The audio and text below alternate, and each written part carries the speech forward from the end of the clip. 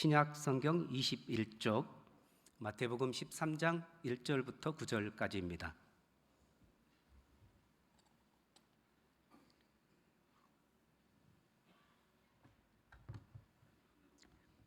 주신 말씀을 교독하시면서 살아계신 하나님의 음성을 듣겠습니다.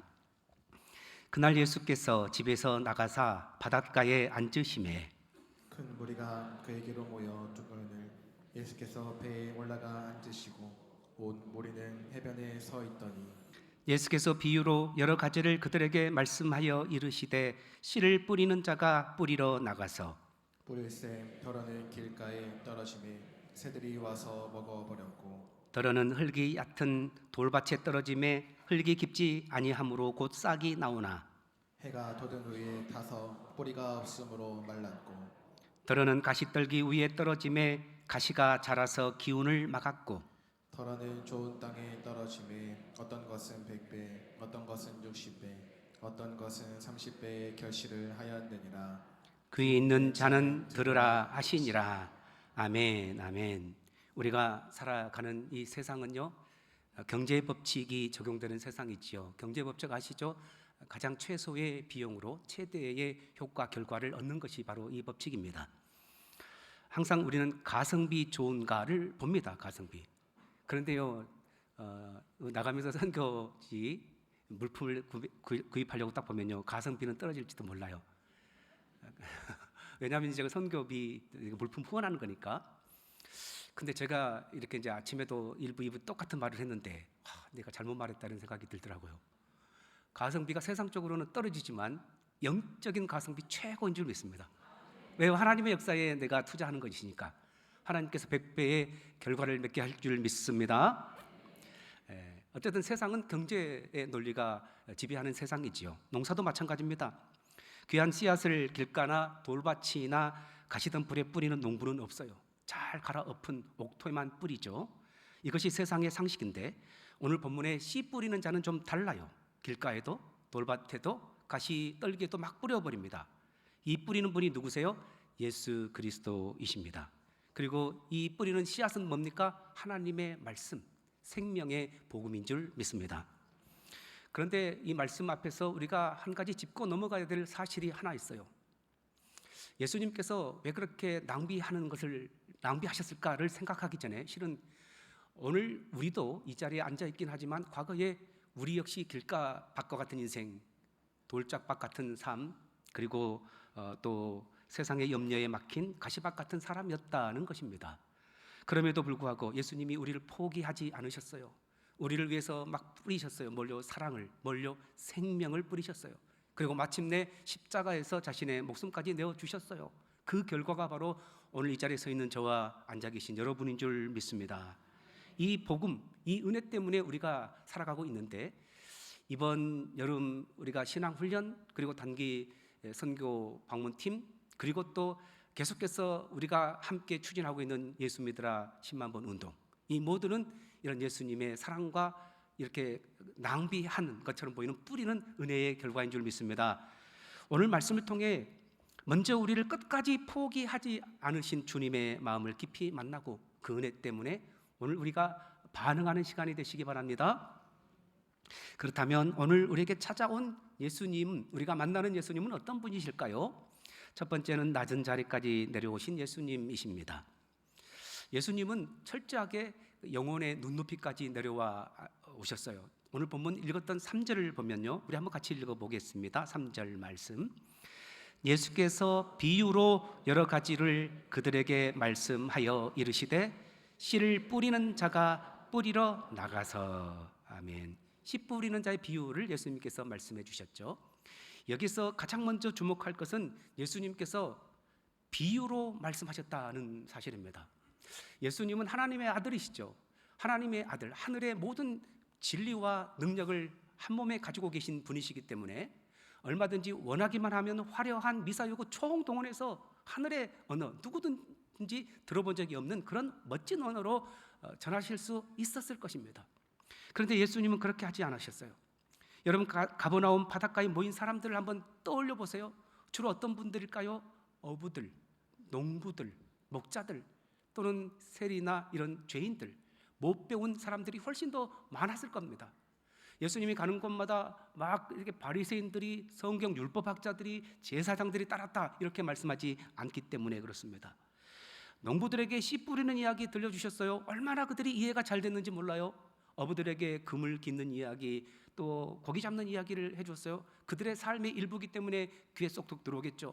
목자들에게는 한 마리 잃은 양을 찾고 찾으시는 선한 목자 이야기 해주셨어요. 잘 이해가 되지 않겠습니까? 왜요? 하나님의 나라 비밀들을 이왕이면 이들이 좀 깨달았으면 좋겠다, 이런 마음 가지고 계신 거죠. 이것이 바로 성육신의 원리인 줄 믿습니다. 우리 주님께서, 하나님께서 인간의 몸을 이 땅에 입고 오신 이유가 그냥 단지 인간의 문화 탐방 좀 해보고 싶다, 혹은 그들의 언어 좀 배우고 싶고 그들이 뭘 먹는가 한번 먹어보고 싶다, 이런 마음으로 오신 것이 아니었어요. 우리가 선교지를 이제 방문하게 될 텐데 그런 마음으로 가면 안 됩니다. 예수님께서 이 땅에 오신 것은요, 죄인의 자리까지 낮아지기 위함이었어요. 생명의 주님이 죽음의 자리까지 내려오시고 마침내 십자가에서 목숨을 내어주시기 위해서 이 땅에 오신 것입니다. 예수님은 그러니까 단순히 우리를 좀 이해하려고만, 이 세상을 탐방하려고만 오지 않고 구원하기 위해 온 겁니다. 단순히 그들의 생각, 어려움을 좀 공감하고 싶다, 느끼고 싶다가 아니라 그들을 구원하여 그러기 위해서 내 생명을 주고 싶다, 이것이 주님의 성육신의 원리이죠. 그래서 우리는 그 사랑 앞에서 마음이 열렸고 하나님의 말씀 듣는 하나님의 자녀가 된 줄 믿습니다. 여러분, 이것이 우리가 이번 여름 신앙훈련, 그리고 선교지 방문, 그리고 계속해서 예수 믿으라 10만 번 이 사역을 펼치는 이유이기도 합니다. 이제 목요일부터 토요일까지 바로 청년부 여름 신앙훈련이 시작되죠. 그런데 요즘 시대 젊은이들 혹은 아이들은요, 우리가 참 볼 때의 마음이 메말라 있다, 이런 생각을 가끔 해보게 됩니다. 스마트폰과 미디어에 익숙하죠. 그리고 입시와 또 이런 경쟁에 굉장히 이들이 지쳐 있어요. 미래에 대한 소망이 별로 없습니다. 그래서 결혼하지 않으려고 하고, 그리고 결혼해도 자식 잘 안 낳으려고 하는 시대인 거지요. 겉으로 보기에 길가밭 같고 돌짝밭 같고 가시덤불밭 같은 것이 그들의 실상이기도 해요. 그러나 예수님께서는 그런 똑같은 우리를 포기하지 않았습니다. 그래서 우리도 이제 선교지에 이렇게 그 전도 대상자들 혹은 이 땅의 어린 아이들에게 다가갈 때에 예수님께서 관심을 가지고 과연 우리도 예수님처럼 저 분들의 삶 속으로 내려가 보았는가, 혹은 이들이 알아들을 수 있는 사랑을 가지고 갔는가를 점검해 볼 필요가 있는 시점이 되었습니다. 얼마 전에 읽은 칼럼에서요, 작은 교회, 개척교회 목사님의 감동적인 실화를 이렇게 실화라고 하면서 소개해 줬어요. 개척교회 앞 계단에 청소년들이, 학교 근처 교회였는데 청소년들이 모여서 담배를 피우고 가래침을 뱉었어요. 그러니까 개척교회니까 성도들도 이제 들락달락하지 않아요. 그들이 얼마나 좋은 아지트가 되었는지 교회 앞 계단에 모여서 쉬는 시간에도 그렇고 하굣길에도 그렇고 꼭 담배 한 대씩을 피우고 침을 뱉고 이제 가더랍니다. 목사님의 마음이 되게 무거웠어요. 깨끗해야 될 교회 계단이 계속 그들의 담배꽁초로 지저분해졌습니다. 하지만 꾸짖거나 망을 보고 있다가 짠 하고 나타나서 쫓아내지 않았다고 합니다. 대신 잿더리를 설치해두고 또 휴지를 옆에 갖다 놓았어요. 때로는 여유가 되면 과일이나 과자도 좀 준비해두고 여러분 환영합니다라는 글귀도 적어두었다고 합니다. 아이들이 처음에는 놀랐다고 합니다. 왜 우리를 혼내지 않지? 하지만 한 번이 아니라 두 번이 아니라 계속 이것이 반복되자 아이들은, 청소년들은 목사님의 따뜻한 마음에 감동이 되었고, 담배꽁초를 쓰레기통, 또 가래침도 그냥 뱉지 않고 잿더리에 대는 떨고 또 쓰레기통에 휴지를 버리게 되더랍니다. 그리고 이 교회는 어떤 교회지 하고 기웃거리고 들어와도 보고 관심도 가지게 된 거죠. 목사님은 아이들의 눈높이에 맞춰 다가간 것입니다. 저 같았으면 아마 이 담배 피우지 마라, 딴 데 가서 피워, 막 이제 이렇게 했을지도 모르겠어요. 분명히 그랬을 겁니다. 그러나 이렇게 여기서 편하게 지내라라는 환대와 사랑 때문에 아이들의 마음이 열리게 된 것입니다. 얼마 후에 아이들은 목사님과 굉장히 친해졌다고 합니다. 졸업 직전에 학생들이 목사님이 너무 고마운데 이 가난한 교회를 어떻게 도울까 보니까 교회 건축을 위해서 막 기도하더랍니다. 자기들은 돈이 없었어요. 하지만 아이들이 한 8명이 모여서 의기투합해서 복권을 샀다고 합니다. 그리고 우리가 돈은 없지만 이 봉투에 8명의 아이들의 이름을 넣고 헌금이라고 복권을 집어넣고 당첨돼도 자기들이 하나도 쓰지 않겠다고 이렇게 이야기했다고 합니다. 하나님이 도우셨는지 복권이 당첨되어 18억 원을 탔다고 합니다. 칼럼에 보니까 이거 전부 다 교회에 냈다 이런 말은 없더라고요. 어떻게 됐는지 모르겠어요. 어쨌든 딱 여기까지요. 18억 원을 탔다 이거. 졸업하기 전에 여학생들이, 아마 그 학교가 여학교였나 봐요. 여학생들이 고맙다고 인사를 왔는데 자기들이 누구는 항공사에 취직되었고 누구는 백화점에 취직되었고 누구는 대학교 가게 됐다고, 감사하다고, 앞으로 이제 우리를 못 뵐지도 모르겠다고 서운해하지 말라고 인사를 하고 갔답니다. 몇 년 후에 애들 한번 확인해 보니까 모두 가까운 교회에서 주님의 일꾼으로 섬기고 있었다는 이런 이야기였어요. 거친 돌짝밭이었고 길가밭이었고 가시덤불 밭이었는 줄 알았는데 그냥 그들의 눈높이로 다가가서 뿌린 사랑이 100배의 결과를 맺게 된 겁니다. 여러분, 어디 아이들 뿐이겠어요? 우리가 가는 선교지의 그 원주민들, 혹은 우리가 매일 만나 예수 믿으라고 전하는 이런 전도 대상자들, 그들의 눈높이까지, 그들의 삶의 어려운 형편까지 내려가서 이해해주고 공감해주고 또 그들의 마음을 좀 다듬어 준다면, 또 이렇게 쓰다듬어 준다면 그들도 마음을 좀 열지 않겠습니까? 우리는 하늘 보좌를 내려놓고 이 땅에 오셔서 포기하지 않고 우리의 형편까지 낮아지신 예수님의 은혜 때문에 구원받은 하나님의 백성이지 않습니까? 그래서 이번 여름 해야 될 신앙 훈련, 또 선교지 방문, 예수 믿으라의 모든 운동을 하기 이전에 예수님이 내려와 주셨지, 이런 마음 갖고 회복하는 우리가 되시기 바랍니다. 두 번째 예수님은요, 거절 속에서도 끝까지 말씀하신 예수님이십니다. 주님은 현실의 높은 장벽 앞에서 결코 포기하지 않으셨어요. 그리고 계속 전하셨는데 오늘 본문 9절에서 예수님께서 이렇게 말씀하시죠. 귀 있는 자는 들으라. 예수님께서 복음을 전하셨을 때요, 사람들이 다 아멘 하고 받으신 것은 아닌 것 같아요. 여러분 보세요. 바리새인들은 어떤 사람들이었어요? 말씀을 듣긴 듣지만요, 아마 여러분 보니까 대부분 다 이렇게 눈을 뜨고 듣고 계시네요. 관심을 가지고 은혜를 받기 위해서 듣고 계시지만 당시에 바리새인들은 예수님 말씀 들을 때요, 책 잡기 위해서 올무에 어떻게 하면 걸리게 할까라는 못된 마음으로 들었어요. 어떤 사람들은요, 예수님 앞에 나왔지만 떡 한 덩이 더 얻어 먹으려고, 어떤 사람들은 또 좀 내 그 아픈 고통의 질병 좀 고치려고 했지, 하나님 백성 되고 말씀 순종하기 위해서 온 사람들은 거의 별로 없었다는 것입니다. 예수님께서요, 이렇게 귀 있는 자는 들으라라고 말씀하시면서 계속해서 말씀을 전하셨는데 갈릴리 나사렛 그 동네 갔을 때 사람들이 어떻겠어요? 예수님을 잡아다가 그 동네가 건설된 낭떠러지에 가서 밀쳐버리려고 했어요. 배척한 것입니다. 종교 지도자들에게 끊임없이 비난과 모함을 받았어요. 마침내 십자가에 조차 사람들에게 버림받았죠. 제자들조차 예수님 잡히시니까 도망가 버렸어요. 그리고 십자가에 매달린 예수님을 보고 지나가는 사람들이, 관원들, 사람들, 강도조차 네가 그리스도여든 내려와 보라 비난하고 조롱할 뿐이었죠. 인간의 눈으로 보면 예수님의 사역은 철저히 실패한 것처럼 보였어요. 그러나 바로 그 거절의 십자가가 바로 우리를 구원했지 않습니까? 사람들이 버린 돌이 모퉁이의 돌이 되었다고, 코너스톤, 굉장히 중요한 돌이 되었다고 성경은 말씀해주고 있어요. 그러므로 복음을 전하다가 거절당하는 것은 실패한 것이 결코 아닙니다. 왜요? 우리보다 먼저 예수님께서 거절당하셨고, 먼저 예수님께서 배척받으셨고, 예수님 걸어가신 길을 우리도 믿음으로 순종하며 걸어가는 것입니다.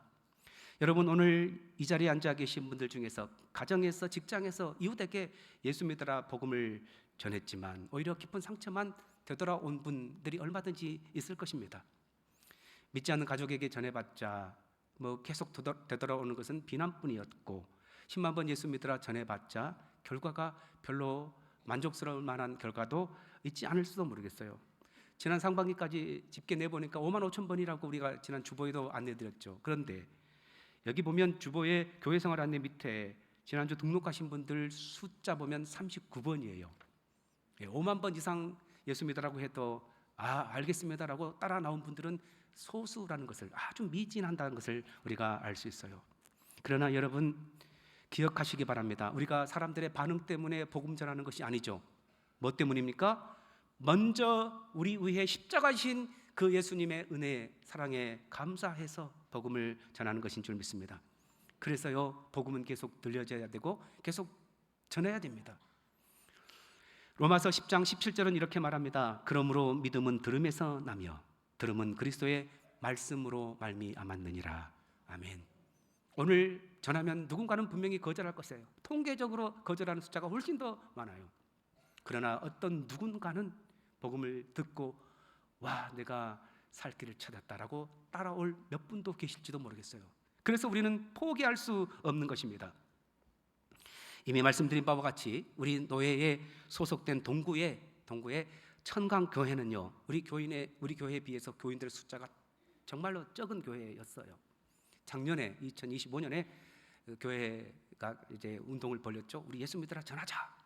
그래서 온 교회가 힘을 합해서 전했더니 연말에 보니까 총 2만 7천 회 정도 전했다고 합니다. 그런데 연말이 다가올수록 계속 전했긴 했는데 한 사람도 따라 나온 사람들이 없었다고 해요. 한 몇 년간 계속해서 그 교회에 등록하는 사람들이 없을 정도로 시각장애인 교회라는 이름 때문에 어렵다고 합니다.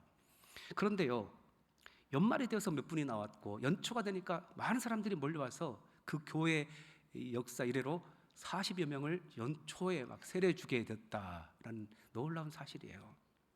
여러분, 귀가 있는 분들은 듣기 시작한 것입니다.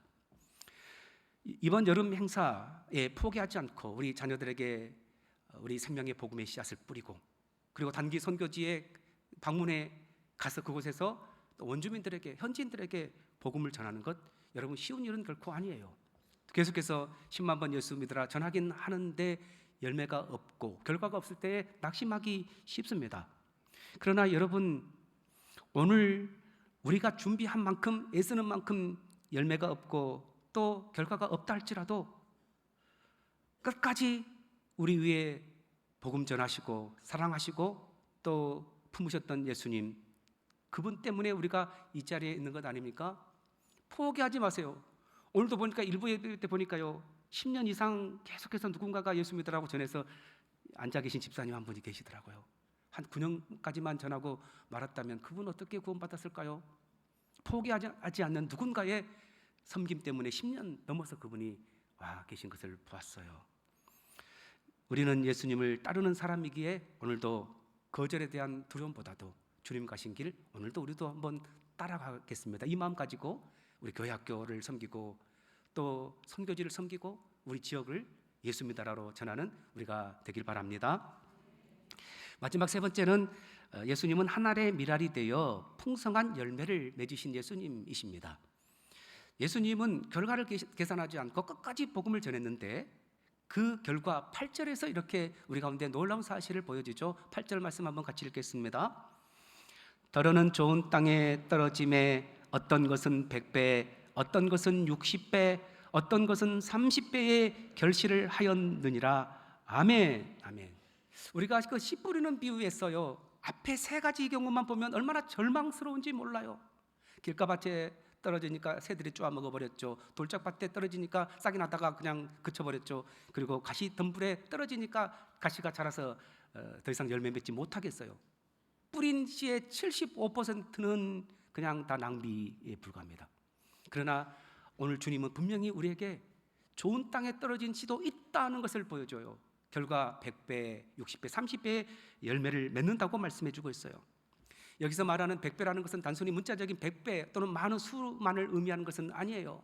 여러분, 어떤 가정에서 한 사람이 예수 믿게 됐다고 생각해 보세요. 그분이 가만히 있겠어요? 누구보다도 사랑하는 가족을 위해서 복음을 전하지 않겠어요? 그 한 분 때문에 예수 믿고 구원받은 식구들이 여러분 주변에 많잖아요. 여리고성의 기생 라합 한 사람 구원받았는데요, 그만 구원받았어요? 그 집안의 모든 남자들이 다 구원받았지 않습니까? 우리 자녀들 중에, 학생들 중에 한 사람 구원받으면, 정말 은혜 받으면 그 학급이 변화되게 될 줄 믿습니다. 우리가 살아가는 이 지역에 한 사람이라도 돌아오는 것, 이것을 귀하게 여기는 것, 이것이 바로 하나님 나라의 100배의 역사인 줄 믿습니다. 이 100배의 열매를 가장 먼저 보여주신 분이 누굽니까? 예수 그리스도이시지요. 그분은 내가 곧 결국 하늘의 밀이다라고 말씀해 주셨어요. 하늘의 밀알처럼 땅에 썩어지신 것처럼 십자가 지셨죠. 그리고 그 십자가가 실패한 것처럼 보였지만 복음 역사의 시작이었고, 그 시작은 생명의 역사로 세계 각국으로 번졌고, 지금 대한민국 한반도 대전 땅에도 복음의 씨가 뿌려져서 저와 여러분이 구원받은 하나님의 백성이 된 줄 믿습니다. 여러분, 십자가는 실패가 아니라 하나님의 풍성한 추수의 시작인 줄 믿습니다. 그 역사에 하나님께서 우리를 동역자로 불러주신 줄 믿습니다. 그래서 사도 바울은요, 고린도전서 3장 6절에서 이렇게 말합니다. 나는 심었고 아볼로는 물을 주었으되 오직 하나님께서 자라나게 하셨나니. 아멘. 자라나게 하신 분은 하나님이세요. 그런데 어떤 곳에서 자라나게 하십니까? 누군가가 씨를 뿌려야 되고 누군가가 물을 줄 때 자라게 하신 분이 하나님이세요. 그래서 저와 여러분이 씨를 뿌려야 되고, 그리고 또 물을 주는 역사가 있기를 원합니다. 이렇게 잘 사역을 감당했던 분 중에 한 사람이 바로 아도니람 저드슨 선교사입니다. 1813년 그는 천국에 이 귀한 생명의 복음 가지고 불교 국가 미얀마 땅에 첫 발을 내디뎠습니다. 그리고 하나님께서 나를 보냈으니까 열매가 있겠지, 열심히 씨를 뿌리고 복음 전했습니다. 1년이 지나고 2년이 지나고 6년이 지났는데 한 사람의 결실도 얻지 못했어요. 본국에 후원하는 교회에 결과를 보냈더니 교회에서 실망감이 이만저만이 아니었어요. 이 선교사님께 철수하라고 했어요. 하지만 이 저드슨 선교사님은요, 선교 역사에 남을 위대한 답장을 이렇게 보냈습니다. 미얀마 선교의 전망이 어떠냐고 물으십니까? 이곳의 전망은 살아계신 하나님의 약속만큼이나 밝습니다. 자라게 하실 하나님을 신뢰하면서 철수하지 않고 포기하지 않았습니다. 그리고 나서 곧바로 전쟁에 휘말리게 됩니다. 간첩이란 누명을 쓰고 감옥에 갇혀 2년 가까이 모진 고난을 당했고, 그를 돌보던 아내 그리고 자식들이 그곳의 풍토병 열병으로 인해서 그 땅에서 죽고 말았습니다. 어쩌면 인간의 계산기로 두드려 보면 철저한 파산이었고 가장 비참한 낭비처럼 보였죠. 하지만 저드슨 선교사님은 생명의 씨앗을 결코 놓을 수 없었어요. 감옥에 갇혀 아무것도 할 수 없었지만 몰래 들여온 종이를 감춰두고 그곳에 계속해서 성경을 미얀마어로 번역하기 시작했어요. 이것이 내가 이곳에서 마지막 내 사역이다, 이런 마음 가지고 죽기 살기로 성경을 번역했어요. 그가 평생의 사역을 마치고 주님의 부르심을 받던 날, 그는 놀라운 결과를 발견하게 됩니다. 현지의 그리스도인이요, 미얀마 땅에 7천여 명의 그리스도인이 있다는 것을 발견했어요. 그리고 100개의 교회가 우뚝 서 있는 것을 보게 됩니다. 그리고 오늘날 여전히 미얀마 성도들은 저드슨 선교사님이 목숨과 맞붙으며 번역한 그 성경으로 오늘 예배 드리고 있다고 합니다. 인간의 계산을 뛰어넘는 찬란한 100배의 열매를 하나님께서 맺게 해 주신 것이죠. 여러분, 이번 여름 성경학교 수련회에서 아이들을 섬기는 교사 여러분, 아이들을 수련회 가운데 성경학교 가운데로 밀어넣는 부모들, 어쩌면 열매가 별로 없을지도 모르겠어요. 똑같은 삶이 반복될 수도 모르겠어요. 그러나 열매를 맺게 하신 분이 누구라고요? 하나님이신 줄 믿습니다. 여러분, 선교지에 나가서 시간 또 물질을 내어놓고 가서 선교사님 돕는다고 했는데 특별한 변화가 없을지도 모르겠어요. 서로 의견들이 맞지 않아 상처만 또 남기고 돌아올지도 모르겠어요. 그러나 여러분, 낙심하지 마세요. 우리는 눈앞의 결과를 보고 씨를 뿌린 자가 아니라 십자가가 부활로 이어졌고, 그리고 그 결과 내가 구원받은 이 증거를 보고 있기 때문에 주님의 가신 길을 걸어가는 줄 믿습니다. 10만 번 예수 믿으라 전하는 거요, 그래봤자 결국 등록한 사람도 없을 텐데 계속해서 내 주머니만 나갈 텐데요. 그러나 우리 주님의 낭비 때문에 우리가 구원받았지 않습니까? 때가 되면 하나님께서 반드시 좋은 땅에 100배, 60배, 30배의 열매가 맺힌 것처럼 그런 믿음의 사람들을 붙여주실 줄 믿습니다. 말씀을 맺습니다. 오늘 예수님은 우리에게 밭을 좀 분석해서 낭비하지 말라라고 말씀하고 계시지 않아요. 뭐라고 말씀합니까? 오늘 설교 제목처럼 들을 때까지 어디든지 아낌없이 씨를 뿌리는 자 되라, 충성된 일꾼 되라고 우리 가운데 말씀하고 계세요. 여러분, 우리가 어떻게 이 씨를 들고 복음의 생명의 씨를 들고 세상에 나갈 수 있을까요? 예수님께서 먼저 돌짝밭 같은 우리, 가시밭 같은 우리, 길가와 같은 이런 정말 가성비 제로인 인생에게 포기하지 않고 생명을 내어주시면서까지 생명의 씨앗을 뿌려줬기 때문에 그 누군가의 섬김과 헌신과 희생으로 저와 여러분이 이 자리에 있는 것이 가장 큰 증거이지 않습니까? 예수님은 씨앗만 뿌린 것이 아니라 친히 하늘의 미랄도 되셨어요. 헌신하신 거죠. 죽어주신 거죠. 그리고 부활의 첫 열매 되셔서 우리가 믿음으로 구원받게 된 줄 믿습니다. 여러분, 이번 여름 우리 교회 학교 신앙훈련도, 그리고 단기 선교도, 그리고 10만 번 예수 믿으라 전하기도, 특별히 오늘 예배 후에 선교 후원 행사조차도 어쩌면 모두 십자가의 사랑을 받은 하나님의 백성들이 사랑을 흘려보내는 축복의 도구요 통로가 될 수 있는 절호의 기회인 줄 믿습니다. 열매가 당장 내 손에 들어오지 않을지도 모르겠어요. 그러나 오늘 다시 한번 하나님을 사랑하며 은혜에 반응하는 마음으로 우리 아이들을 위해서 후원하고 기도하고 세계 열방을 위해서 기도로 보내고 후원하고 직접 나가는 우리 모두가 되어 쓰임받는 우리 모두 되기를 바랍니다. 오늘 주신 말씀처럼 어떻게요? 들을 때까지 어디서든지 그리고 아낌없이 뿌리는 우리 모두가 되시기 바랍니다. 기도하겠습니다. 살아계신 아버지 하나님, 오늘 우리가 이렇게 구원받은 하나님의 자녀로서 이렇게 편하게 은혜롭게 예배드릴 수 있는 것은 마치 길가 같았고 돌짝 같았고 그리고 가시덤불 같았던 우리 인생에 찾아오셔서 포기하지 않고 가성비 제로인 우리 인생 가운데 끊임없이 복음을 전하고 사랑해 주시고 감당해 주신 주님의 은혜 때문인 줄 믿습니다. 이 큰 은혜를 받은 우리가 우리의 다음 세대를 향해서 그리고 세계 열방을 향해서 그리고 이 지역 사회를 위해서 하나님의 말씀을 가르치고 복음을 전하고 예수 믿으라 전하는 일을 멈추지 않고 낭비처럼 보이고 열매가 없어 보일지라도 주님의 마음으로 순종하는 우리 되게 하여 주시옵소서. 그래서 마침내 우리가 씨를 뿌리고 물을 준다면 자라게 하시는 분은 하나님이실지인데 하나님의 때에 완벽하게 자라 100배, 60배, 30배의 결실을 맺는 인생. 그래서 세상 사람들은 가성비 낮은 것이고 실패했다고 하지만 하나님 나라 갔을 때 가장 잘한 투자라고 인정받는 우리 모두 되게 하여 주옵소서. 예수님 이름으로 기도하옵나이다. 아멘.